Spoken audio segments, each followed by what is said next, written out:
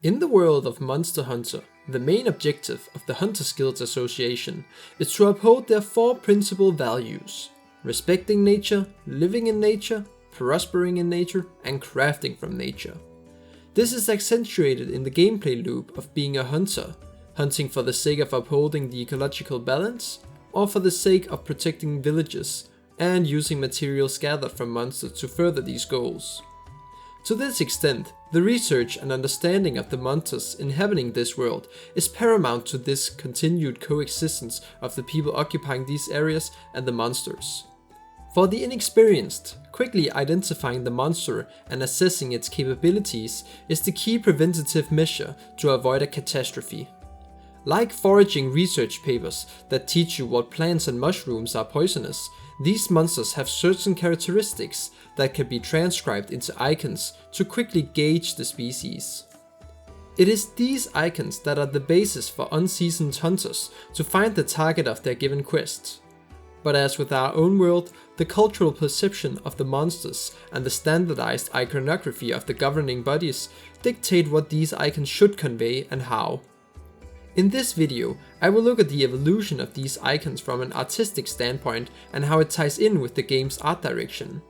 I will be covering the mainline and portable entries for each generation and will sprinkle in some spin-off titles as well.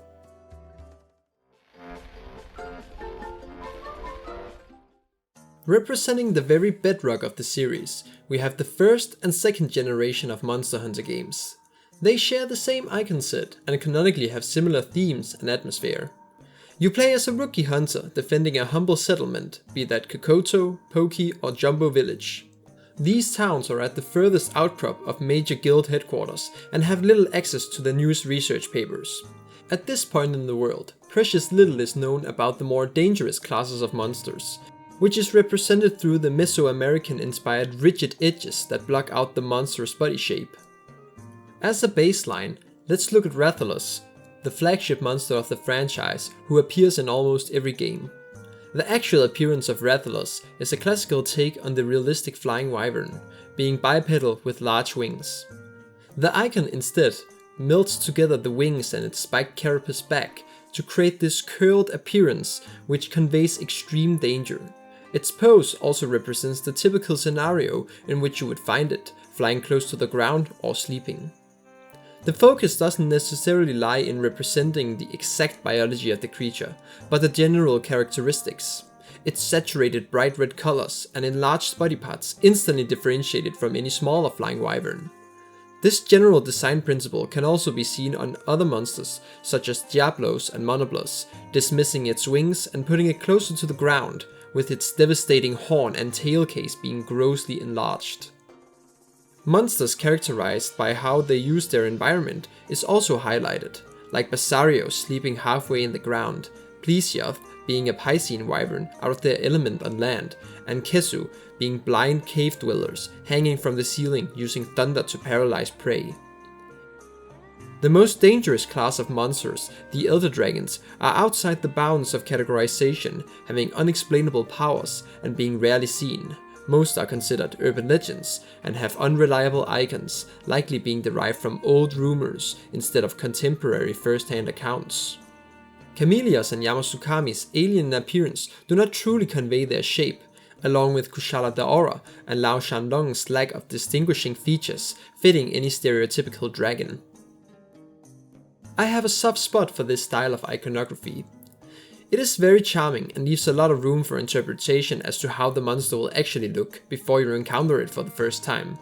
But it definitely wouldn't work for newer generations, when most people are well acquainted with the older iconic monsters before even having hunted them themselves. My favorite icons include Iankutku for capturing its dopey personality and Lunastra/Chiostra for making their manes look like royal headwear. My least favorite is Cephadrome because...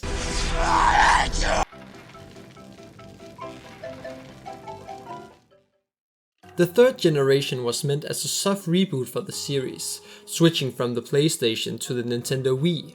We would see next to none of the old roster return in Monster Hunter Tri, and there would be a large focus on underwater combat, as the main village was a port town ravaged by seismic action from the monsters living in the ocean ravines. Rathalos does of course carry over, but he has been slightly redesigned to better convey the realism of his speculative zoology, with new wing structure and more bird-like feet. This new emphasis on adherence to realistic animal behavior is the major theme of this generation, which is also reflected in the newly rendered monster icons. Rathalos and Diablos appear as direct upgrades from their old interpretive style, keeping the same pose but cramming in as much detail as possible. We can now clearly see their wings, along with a faithful muted gradient of their coloration. They keep the same combative scaling of limbs, emphasizing the most dangerous parts and decreasing the negligible ones. Lastly, the icons have a noticeable thick outline on the edges, which help with readability on colored backgrounds. The roster for this art style is very small, but we do see some interesting applications of it. Acnactor is a volcanic burrowing leviathan and is often covered in liquid molten rock, which is depicted by it having a fiery molten texture on its fins. The brood wyvern Barath has evolved its nostrils to be at the top of its massive sturdy scalp because it spends most of its time beneath the muddy puddles to cool off in the desert. This is clearly depicted on its frontal view of the icon. These details would not have been possible with the older art style. As for elder dragons, only 3 appear, all being new additions. This time around, the mountain-sized Gen Moran living in the Great Deserts are well documented and thus have a clear icon, while the newly confirmed existence of the ocean dragon Ceadeus depicts the only observed specimen having an abnormally large horn blocking its vision. I like that they tried to stay faithful to the original poses, but with updated graphics, I personally don't like the thick outlines as they clash with the more detailed texturing. My favorites are Gobel and Barath, while Uragan looks like it's ripping a fat one.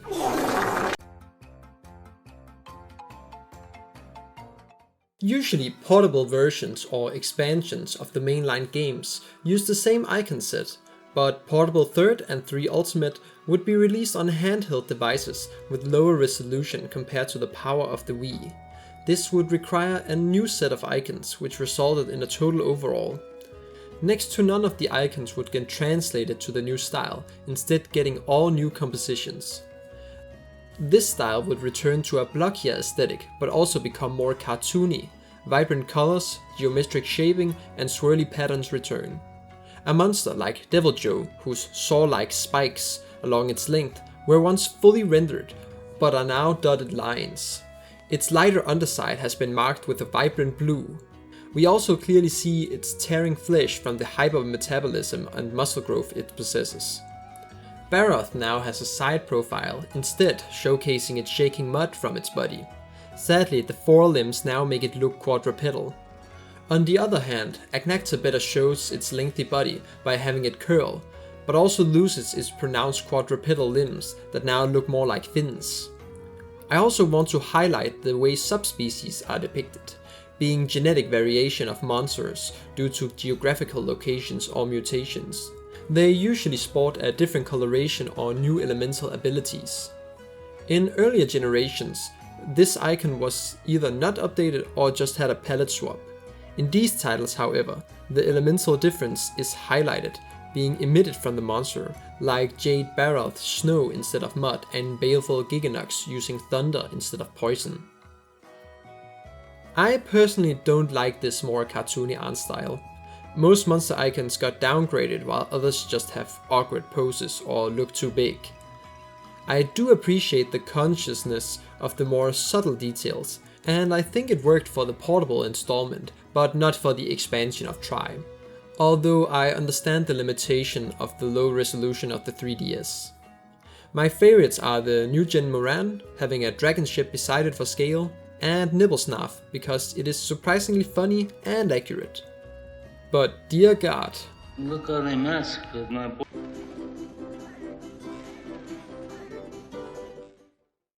The 4th generation of games would debut a few years after Monster Hunter 3's expansion, and would still be on the Nintendo 3DS system.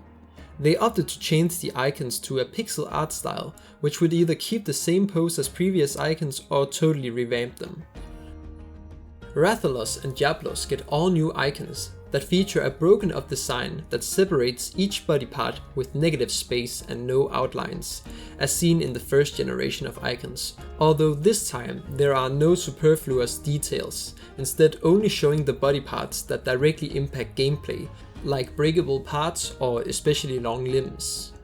But it isn't all function over form. Some monsters get to show their behavior and personality, like Keshawasha using its faux eyes, Gypsaurus striking a pose before it uses a flashing attack with its crest, or the Great Macaw using its tail as leverage to deliver a kick. The Elder Dragons of the second generation return, but are now more documented in the world, reflected in their icons now correctly interpreting their details. Kushala is now segmented properly, emphasizing its massive joint wings.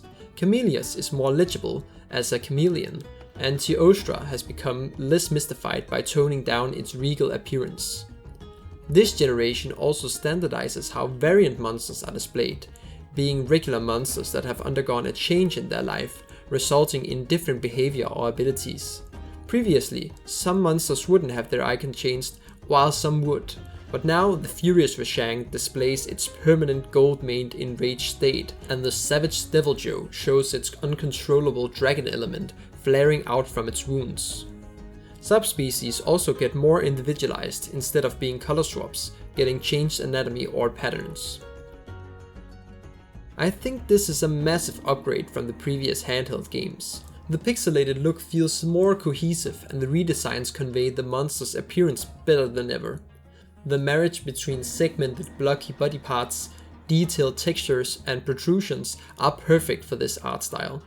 My favorites include Dalamadur for using 2 whole icons, the new Wraths, and the new Congalala. He's got a little mushroom now. I'm a bit disappointed with the new Kesu, because they just got it so right the first time.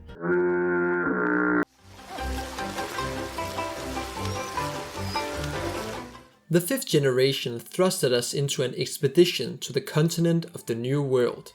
Being separated from the guild, we now conduct our own field study as part of the research commission at the different headquarters, actively working with the main institution documenting the monsters. Along with the jump in graphical fidelity, we see beautifully detailed icons. Most monsters share the same pose of their previous generation, but now feature a flat coloring with no outlines, rendered faithfully to showcase their texture. Very thin lines of negative space break up the torso and limbs, instead of being large segmented blocky chunks. Rathalos and Diablos look stunning and convey every little detail perfectly. Monsters like Tigrex and Brachydios showcase their main method of attack, charging towards you recklessly or stamping the ground with explosive slime. The artistic depiction of the first generation is still present, with Anjanav's exaggerated rigid tongue or Odogaron's hunched appearance. Generally, the smaller the monster, the less detailed it is, with Titiyaku and Great Gyros having small bodies but enlarged detailed heads. The lack of black outlines do cause some strange looking perspective from time to time, like Banbaro looking like a cotton ball or Nergigante being a pincushion. The Elder Dragons now showcase their unexplainable powers better, like Kirin and Kushala Daora being shrouded in their element, which fits with the story of the Elder Dragons storing more bioenergy in the New World due to the Elder Crossing. I've neglected talking about the secret classification of Elder Dragons being the dangerous first-class monsters. Until this generation, these monsters would be kept as secret as possible, both in-game, having their icon be left as a question mark through the generations, and having their existence be denied by the guild, but also outside the game, never appearing in guidebooks or promotional material. This changed with the New World, when encountering the blazing black dragon Alatreon, showcasing it emerging from its unstable elemental capacity, looking almost like a playing card with 2 mirrored halves, presenting it either being in its fire or ice stage, depending on the quest you pick. And of course, there's also the ultimate challenge in the Monster Hunter series, the Fatalis.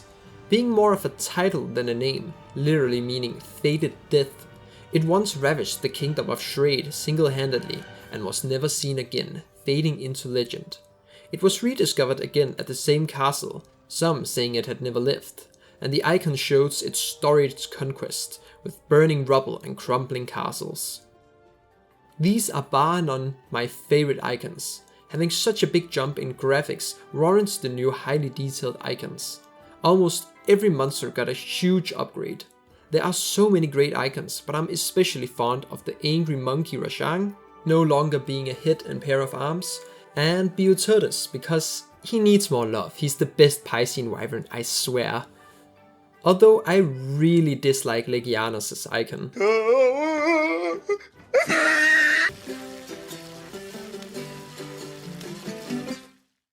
Closing out the 5th generation was the portable entry Monster Hunter Rise and its expansion Sunbreak, which featured a more traditional Japanese-inspired main village, which was translated into the art style. The hunting locales and monsters are depicted using the Nihonga style, prevalent in the Meiji period of Japan, which uses mineral pigment mixed with water as paint. Lore-wise, the icons are hand-painted every time by Guildmaster Hojo, and have a very loose and flowing expression. An icon like Baroth has an exaggerated body length and leave a lot of unpainted splotches of white, with some geometric shaping for detail and strongly curving limbs. This results in the monster being more caricaturist, trading the biological illustration for artistic expression, very much like the yokai legends that inspired the new monster designs. The general depiction of the monsters always seems to be showing behavior. Lagombi sliding on its belly, Asura scorching on a honeycomb, or Kuruyaku dashing away after stealing a wyvern egg. You could easily imagine them all being a part of a larger painting conveying a scene. There are so many great examples, unlike the cherry picking I had to do for the last couple of generations. Elder dragons are shown with much more mythical grace, like the serpents being mildewed with the clouds, or the risen monsters making their wounds look like flaming appendages. I really like this direction of icons for the series. We've basically perfected the formula in terms of showcasing the monster's biology, so it would only make sense to move in a completely different artistic interpretation of the monsters, fitting the culture of the game's theme. These really look like old Japanese water paintings. Amatsu and Geismagorn being final bosses get some extremely cool icons. But then you also have Basarius, which looks like the restoration of Eche Omo. With the new generation on the horizon, one could wonder what direction the design of the icons will take next. The current marketing for Monster Hunter Wilds evokes feelings of it being a mechanical sequel to World, so I would guess that we wouldn't see any big revisions of the icons that already have proven to work. Perhaps a few icons would be updated, but the ones that have already been set in stone like Rathalos and Diablos will most likely be the same. I'm personally excited to see how old monsters will be updated, especially some of the ones that I dislike the most. Even you might be saved, Zephyrdrome. Some of the spin-off titles like Monster Hunter Stories show some updated icons like Agnactor, Plesioth or Arceus, which look great, but these likely won't be the final iterations, considering Nagakuga was also there, but got a total new icon in Iceborne. If you made it this far, thank you for listening to me yap about icons for almost 20 minutes. I hope it gave you some insight into a small but important part of the game. Thank you for watching and have a great day.